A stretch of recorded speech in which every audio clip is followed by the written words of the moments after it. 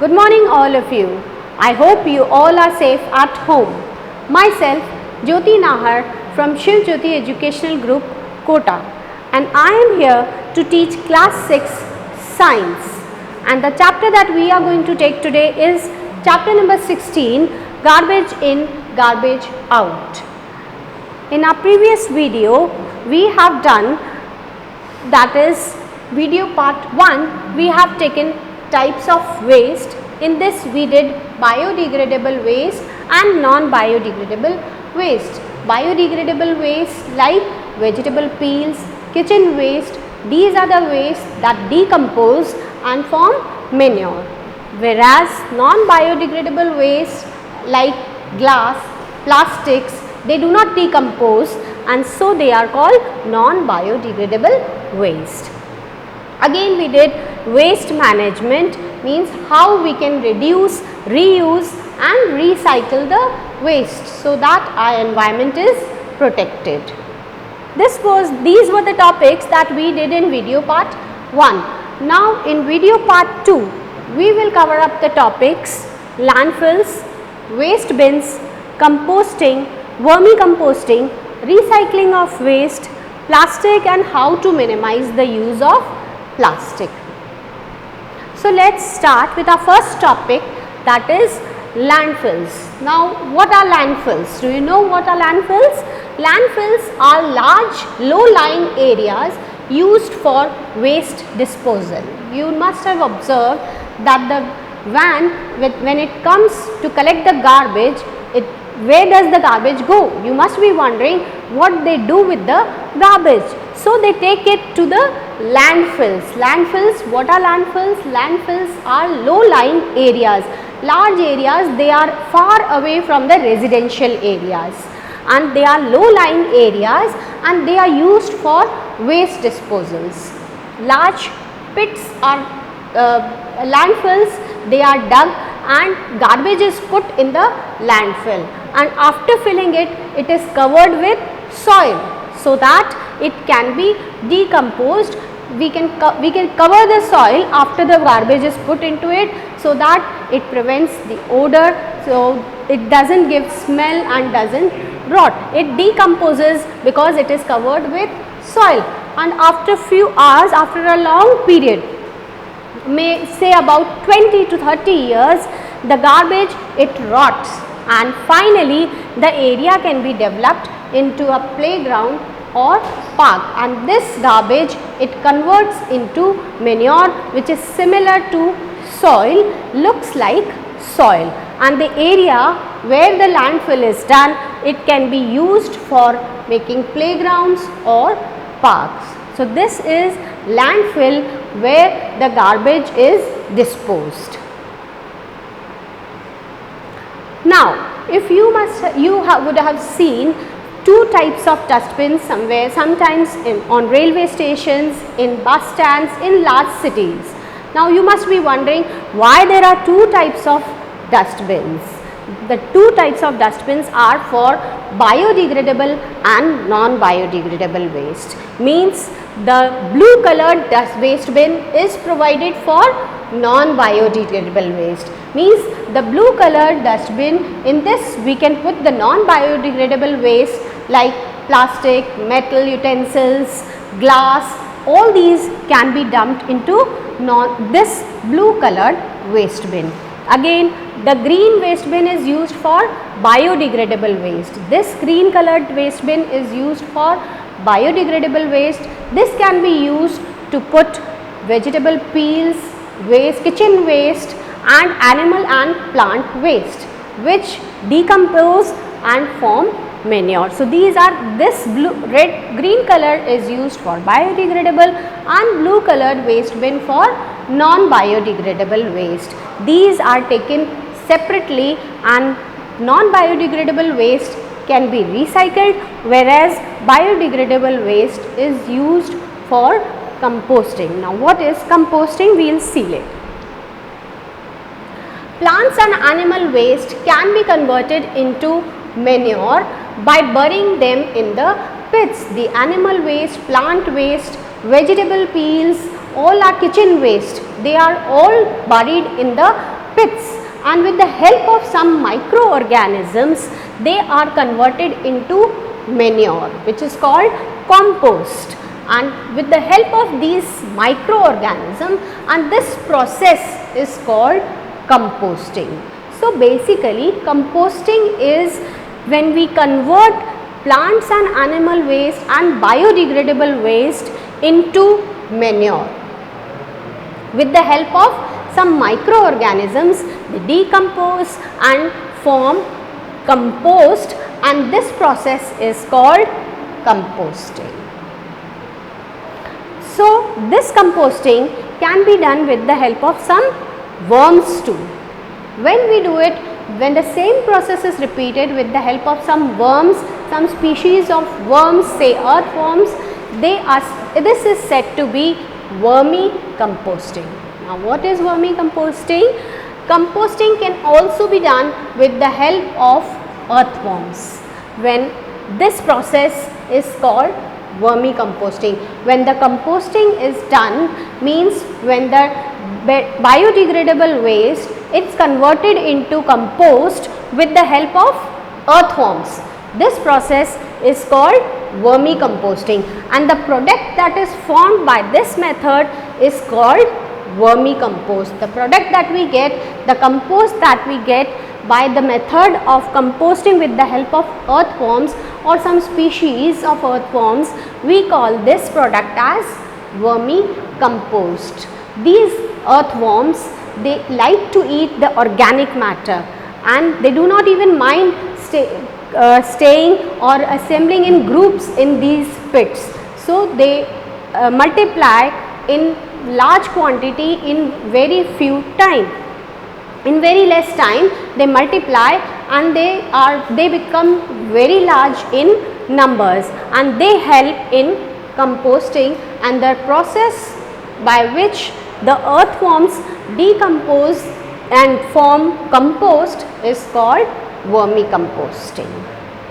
So what is the use of vermicomposting? Why do we do vermicomposting? Because this vermicompost is a very rich nutrient.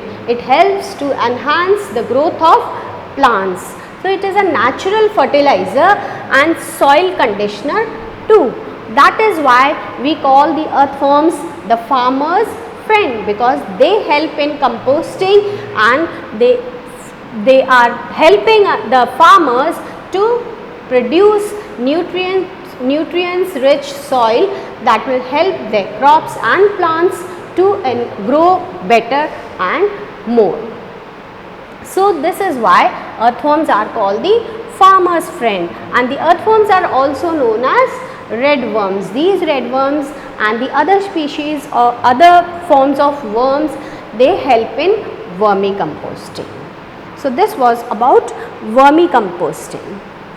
Now you must have seen the waste, so many waste which is littered here and there, but that is not a good practice of littering waste here and there. So what should be done with the waste? The waste should be recycled.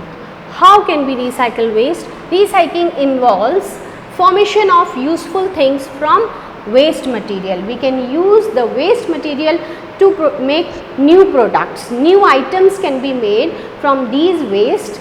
That is called recycling. Or we can use these in other purposes, like newspapers can be used to cover your notebooks or to put shelves.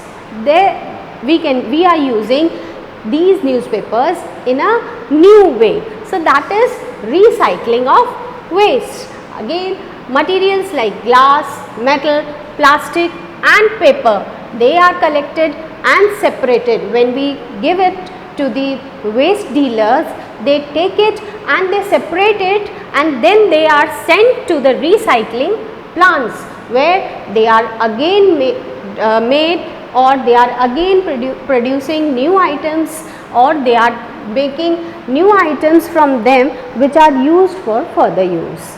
These are used to make new products, so that we can recycle, or we are reducing the waste. So this is a very good way of reducing the waste or recycling the waste. Nowadays we are using plastic in large amount.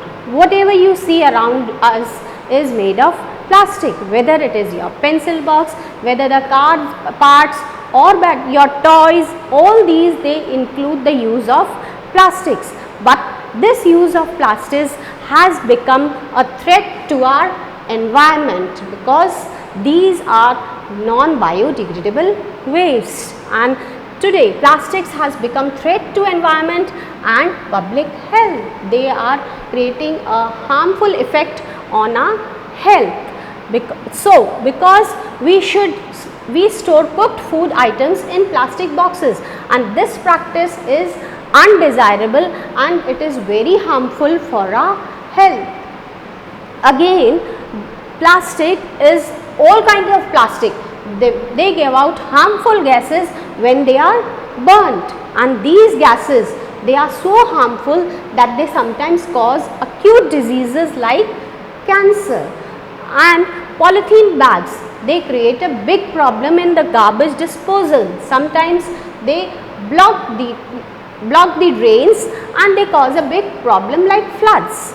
Thus plastic, it is a boon or a curse. It depends on how we use it.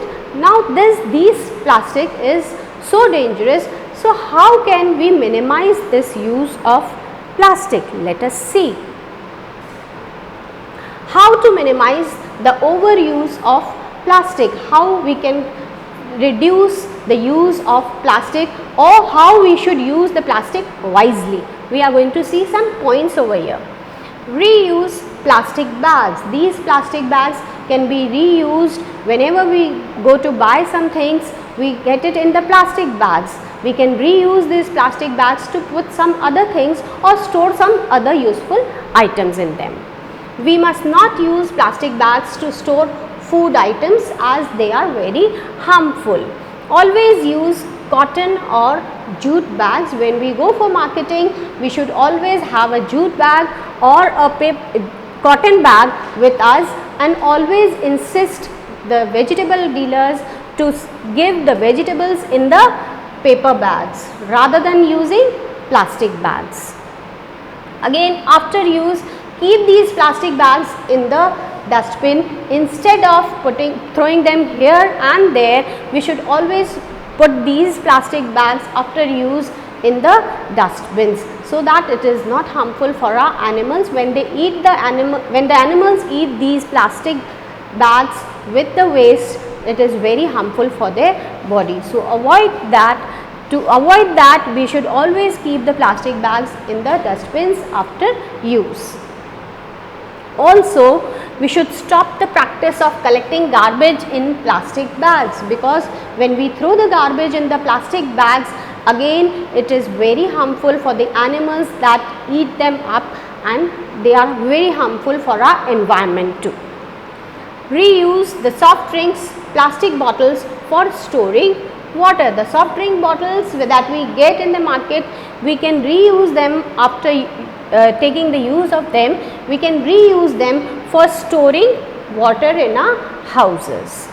Next one, recycling of plastic or any other non-biodegradable waste is the only solution. Means plastic, we cannot stop the use of plastic, but we can recycle them because this is the only solution for plastic. So collect used materials and send them for recycling to make new products. Always we should collect the waste in separately, those which can be recycled and those which cannot be recycled, and the ones which can be recycled can be given to the kabadi walas or the waste dealers. They will take it for recycling to the recycling plants, and there they will be getting the new products out of it. So this is how we can manage the waste and keep our environment safe. So this was all about our waste management. So thank you students.